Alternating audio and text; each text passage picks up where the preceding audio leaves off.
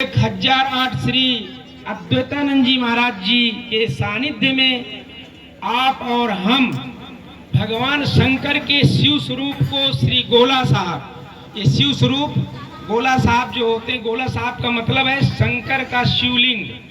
शिवलिंग कितने प्रकार के होते हैं? शिवलिंग अष्ट धातु का होता है, पारस का होता है, पत्थर का होता है, संगमरमर का होता है, सोने का होता है, चांदी का होता है। हर गुरु श्री चंद्र भगवान की जय।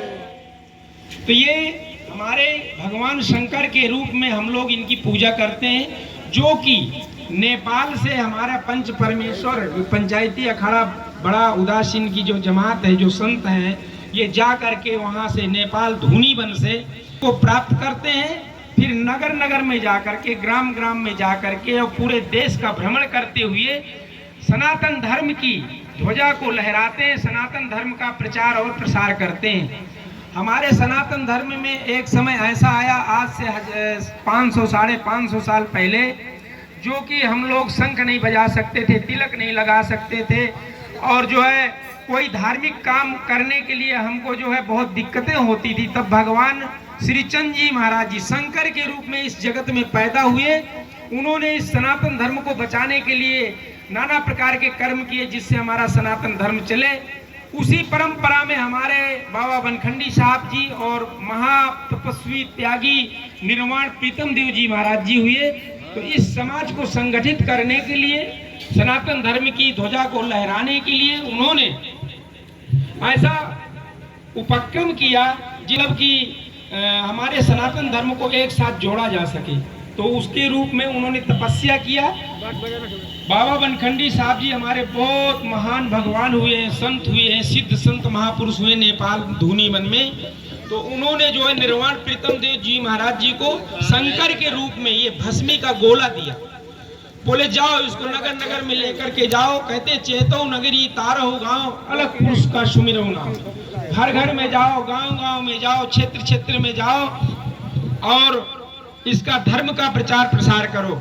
तो उसी रूप में आज हम जो है और पंच परमेश्वर पंचायती अखाड़ा बड़ा उदासीन के मुखिया श्री महंत जी महाराज जी और महंत जी महाराज जी और समस्त संत मंडली के साथ में, अपने मंडल के साथ में आपके गांव में पधारे हैं, जिसकी पूजा हमारे गणेश दास जी, क्या नाम, हरिदास जी महाराज जी लोग पूजा कर रहे हैं। ये लोग आपकी उदासीन संप्रदाय से दीक्षित संत हैं।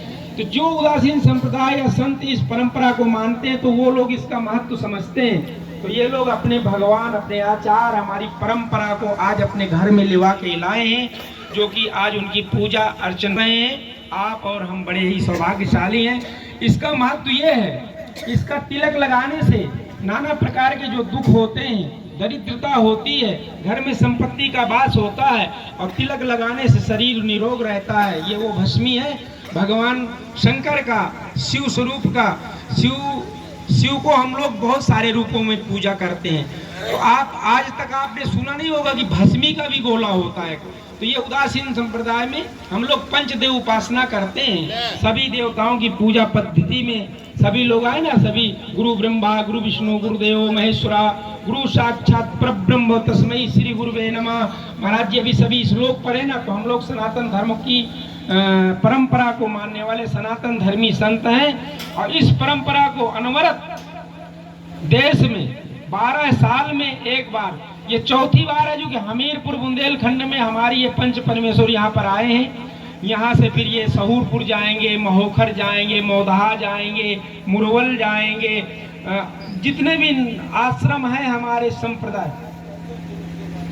हाँ जी, तो अभी ये अरदास होगी, पूजा होगी, महाराज जी पूजा करेंगे, और साथ में आप जो भी भक्त हैं इसका तिलक लगवाना चाहते हैं तो आराम से लाइन से आइएगा।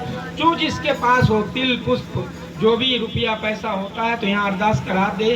तो ये देश में हमारे जब कभी भी संकट आता है ना, तो अखाड़े हैं, अखाड़े, तो ये लोग देश में सहयोग भी करते हैं। जब कोई प्रकार के नाना प्रकार के भूकंप आया, गुजरात में आया, हमारे उत्तराखंड में अभी बहुत बड़ी विपत्ति आई थी, जो अखाड़ा है हमारा, तो ये जो धन पैसा दिया जाता है कुंभ मेलों में, स्कूलों में, गौशालाओं में विद्यार्थियों के पैसा मतलब पढ़ाने के लिए नाना प्रकार के इनके पुरुषार्थ के काम चल रहे हैं। ये जितना भी यहाँ संत लोग देते हैं सब वहाँ जाकर के दिया जाता है, लगाया जाता है। बोलो ठीक है, सच्चे सभी लोग मिलकर के पूजा करेंगे। गणेश